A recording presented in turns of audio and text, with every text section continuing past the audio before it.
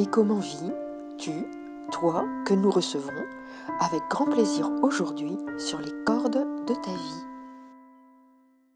Bonjour Sabine. Bonjour Lucie. Alors, je suis contente de t'accueillir à Comment Vie un peu particulier. Nous sommes en Lorraine. On donnera ton numéro de téléphone. Oui. Tu nous accueilles aujourd'hui dans ton joli bureau avec une grande table. On va voir le pourquoi. Aujourd'hui, on ne visite pas la pièce d'à côté, qui est une jolie salle de conférence pouvant recevoir 30 personnes. Je pense que là, les personnes qui nous écoutent sont peut-être en train de se demander, mais où est-ce qu'on nous emmène? Voilà. Et on est en train de vous emmener tous dans Natural Management. Alors, je suis très contente de t'accueillir. Et voilà, moi, la première question que je me pose, mais comment tu as fait ton compte pour pouvoir créer quelque chose qui s'appelle Natural Management, les deux opposés, quelque chose qui n'est pas naturel du tout et quelque chose qui est humain. Alors, explique-nous ce joli concept. Alors oui, le natural management, le concept qu'on a effectivement appelé, qui pour moi, contrairement à ce que tu penses, est naturel. Du management naturel, c'est quoi pour nous? C'est des formations de management en utilisant le cheval comme révélateur lors des formations. Donc, au lieu d'être dans une salle de formation avec des PC et autres, là, on est avec des chevaux, avec des profils différents et on va mettre en place des études de cas en utilisant le cheval. Et donc, ça devient du management naturel. Pourquoi? Parce que manage, en anglais, c'est gérer, c'est finalement le management, c'est de la gestion humaine, et gérer les humains, c'est ce qu'on fait tous les jours, c'est comment se comporter toutes les deux par exemple lors de cette interview, comment on se comporte. Il y a forcément des codes inconscients, un code gestuel qui est inconscient également, et ça touche à la grande bulle du management. C'est comment gérer les humains, comment les faire travailler, comment les motiver, comment faire pour qu'ils se sentent mieux. Voilà, ça c'est tout ça qui va rentrer dans cette grande bulle, d'où le nom aussi Natural Management, parce qu'on voulait que ça reste encore sur des choses simples et de bon sens. Donc, tu t'adresses à des entreprises, à des particuliers? Non, c'est uniquement des entreprises parce que les budgets formation en entreprise sont très élevés et le particulier va vouloir travailler des choses, mais qu'on ne va pas pouvoir mettre en place une formation juste pour une personne particulière. Quand les entreprises te contactent, c'est pour quel type de problématique? Alors, ça a changé. Si on reprend, moi, ça fait une dizaine d'années que je travaille là-dessus. Au début, on avait énormément de gestion d'équipe. Donc, comment on gère les équipes, comment on les motive, comment on gère le stress au sein des équipes, les conflits, beaucoup de gestion de conflits au sein des équipes, quelle qu'elle soit, entre collaborateurs, après que ce soit des managers, des non-managers, peu importe, vraiment un groupe d'équipes, un groupe de personnes. Et avec les années, on va dire, depuis 5 ans, les équipes, j'ai eu de moins en moins d'équipes, mais cette fois, de plus en plus de collaborateurs en individuel ou à 2 ou à 3, vraiment. Donc, on travaillait avec des équipes de 10 personnes, de 8 à 10 personnes en formation, et on va dire les 3-4 dernières années, les gens se sont plus intéressés justement à l'individu, parce que, alors c'est un constat, après chacun fait des constats différents, mais je constate au sein des entreprises qu'il y a un mal-être général. On entend de plus en plus de burn-out, ce mot qui vient à la mode depuis 5 ans, et puis là, ces 2 dernières années, on l'a entendu beaucoup. Donc, il y a des entreprises qui investissent, comme au Grand-Duché du Luxembourg, qui investissent beaucoup dans tout ce qui est risques psychosociaux, comme ils appellent. Donc, ils sont très intéressés à s'occuper de l'individu qui se sente mieux dans sa fonction, et donc en lui payant des coachs professionnels pour atteindre ses objectifs. Donc, on est quelque part à la recherche de la performance, et c'est là où je te rejoins quand tu dis natural management, c'est contradictoire. Ben là, on est à la recherche de collaborateurs performants mais avec un bien-être. Est-ce que performance et bien-être, ça peut être aussi compatible? On pourrait se poser la question. C'est faisable, mais voilà, il y a des petites nuances à adapter. On voit que le monde change dans les entreprises européennes. Moi, je travaille qu'avec des entreprises européennes, pas l'international, parce qu'on ne peut pas tout connaître, mais on voit qu'il y a une atmosphère qui est en train d'évoluer. Et c'est pour ça aussi que les salons des bien-être, dans tous les sens du terme, bien-être animal, bien-être sur l'humain, toutes les choses qui se sont développées à côté ces dernières années prennent beaucoup d'ampleur en raison de ce mal-être qui montre en entreprise. Et qu'il faudrait que ça cesse d'ailleurs. Oui. Là, pour que les personnes qui nous regardent comprennent bien, oui. Quel est l'apport du cheval? Alors, l'apport du cheval, alors je précise, l'apport du cheval, je travaille avec des chevaux de concours hippiques. Pourquoi? Parce qu'ils ont été formés comme nous. Nous, pour aller dans les grandes entreprises, on nous demande d'aller au bac, ensuite de faire des études supérieures, école de commerce ou université ou autre, puisqu'il y a des gens qui font aussi autre chose que des bacs plus 5. Eh ben, les chevaux de concours hippiques, quand on va en concours hippique, ils sont dressés depuis poulain, à sauter les obstacles, à le faire très vite et sans toucher les barres. Donc, on a des éleveurs et des cavaliers professionnels qui vont travailler ces animaux-là. Dans cette optique, mon coco, ton métier, c'est de sauter les obstacles le plus vite possible et sans toucher, sinon ça ne va pas. Et ils le savent, les chevaux. Et donc, en prenant ces animaux-là, je dis pas que d'autres chevaux de loisirs et autres, on ne peut pas travailler avec, mais je préfère, quand j'ai des entreprises, de travailler avec des chevaux de concours hippiques parce que nous avons les mêmes valeurs, quelque part. Tu travailles sur des analogies, en fait.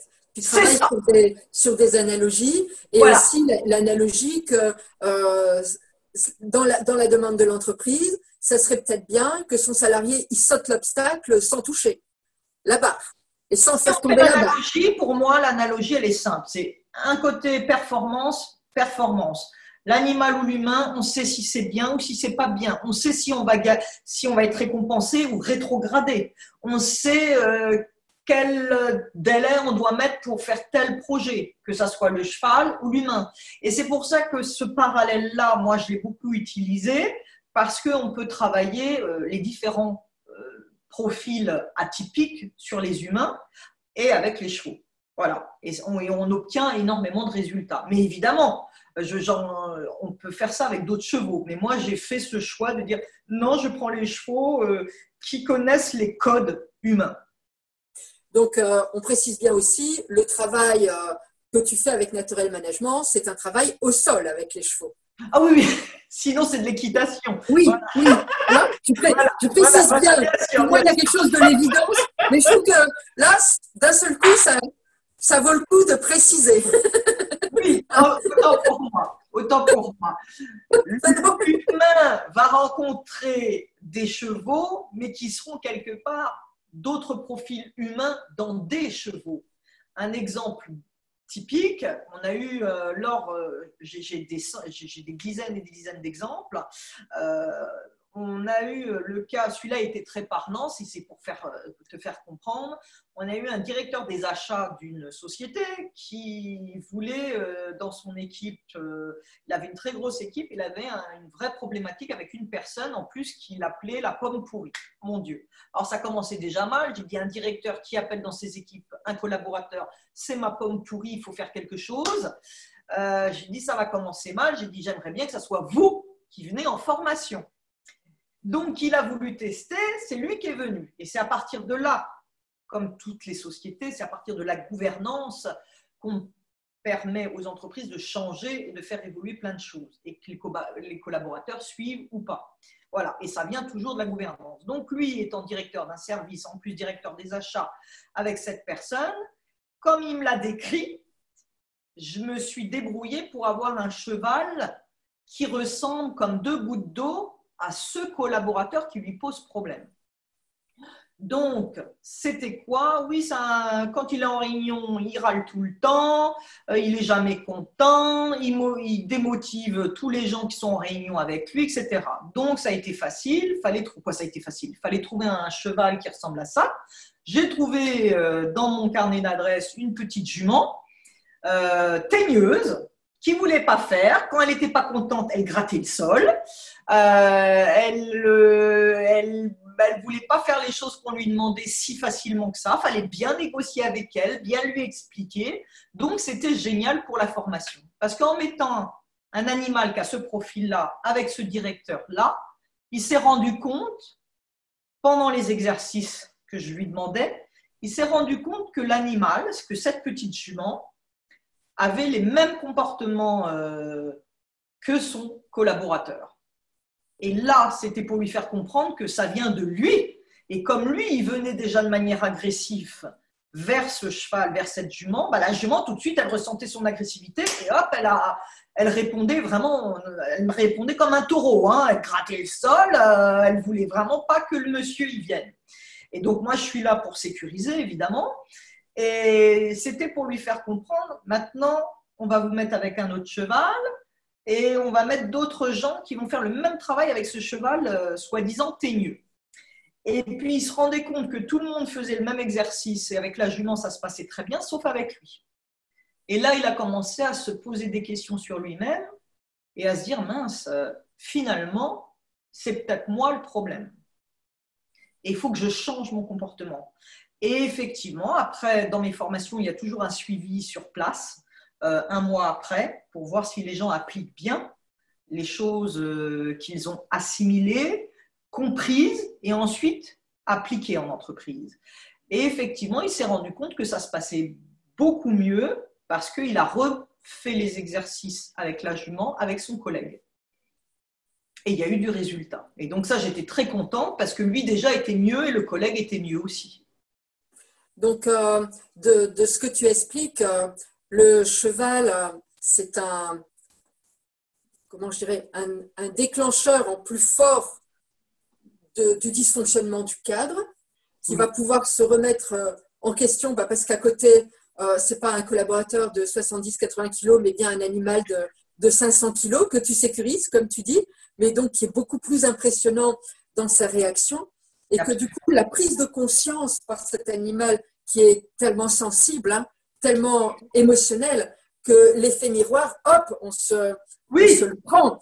Hein. Je dirais que quand on aime les chevaux, enfin voilà, moi je pense que là, les gens qui me connaissent sur Ecomanvie le savent, c'est toute une partie de ma vie. Je pense que c'est ce qu'on aime. C'est ce miroir qui nous renvoie en permanence. Et donc, notre travail sur nous-mêmes pour entrer en relation avec l'autre et là créer une espèce de bulle.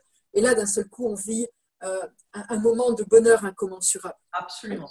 Et là, c'est ça que tu expliques. C'est que, en fait, c'est l'animal qui, par son comportement, est déclencheur et montre beaucoup plus vite, hein, parce que si on fait une formation management, on peut parler et discuter pendant des jours et l'autre en face va toujours nous dire oui, mais. Oui. Alors que là, quand on a une jument qui se met à taper du pied puis qu'on manque de se faire taper dessus, et là, on n'est pas dans le oui, mais, on retire gentiment son pied, hein, et on se dit, ouais, d'accord. Hein, mais on n'est pas en train de dire oui, mais.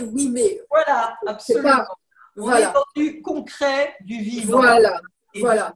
Et là, c'est la valeur ajoutée du type d'expérience, hein, de proposition de Natural Management que tu fais, qui est un gain de temps énorme par une prise de conscience où on ne peut pas être dans le déni parce qu'on va voir tout de suite que là, nous, on n'y arrive pas et que les autres, avec le même cheval, vont pouvoir obtenir des résultats.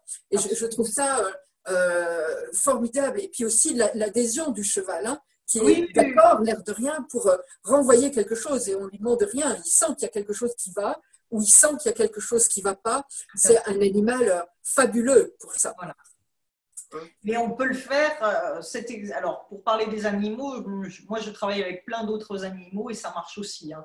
Mais le cheval, c'est très rapide et on va dire, il y a cette réactivité immédiate que l'humain peut voir. Et c'est ça qui permet d'avancer dans les formations. Voilà. Tu as très bien résumé. Alors, ça va, Sabine. Hein, donc, tu te déplaces dans le Grand Est.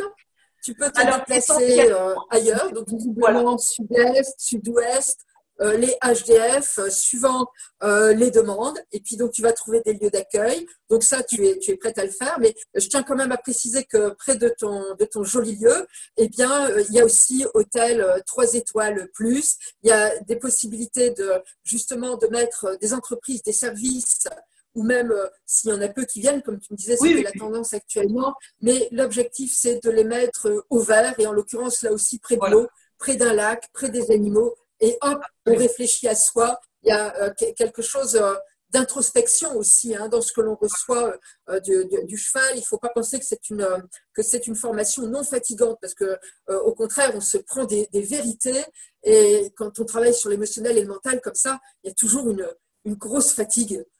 Oui. Alors ça, le client nous le dit moins, mais en fin de journée, puisque les formations sont sur une journée, parfois 2 jours, en fonction de ce que les gens souhaitent travailler, bien sûr, mais ils sont très surpris de leur évolution vis-à-vis d'eux-mêmes. C'est-à-dire, maintenant, ça y est, j'ai compris. Et ils comprennent très vite. Déjà, au bout de 2 heures, il y a des choses qui se passent avec les gens. Et c'est fabuleux parce que l'humain est capable de choses fantastiques pour travailler sur lui-même. Donc, en tout cas, à travers mes clients, je vois les efforts qu'ils font.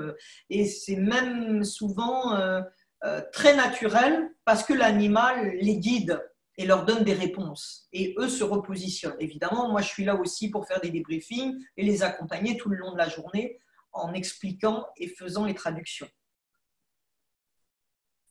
Donc, pour les entreprises qui voudraient te contacter ou les personnes qui voudraient profiter de leur compte formation et qui voudraient te contacter par l'intermédiaire de leur compte formation d'entreprise, on va donner ton numéro de téléphone après.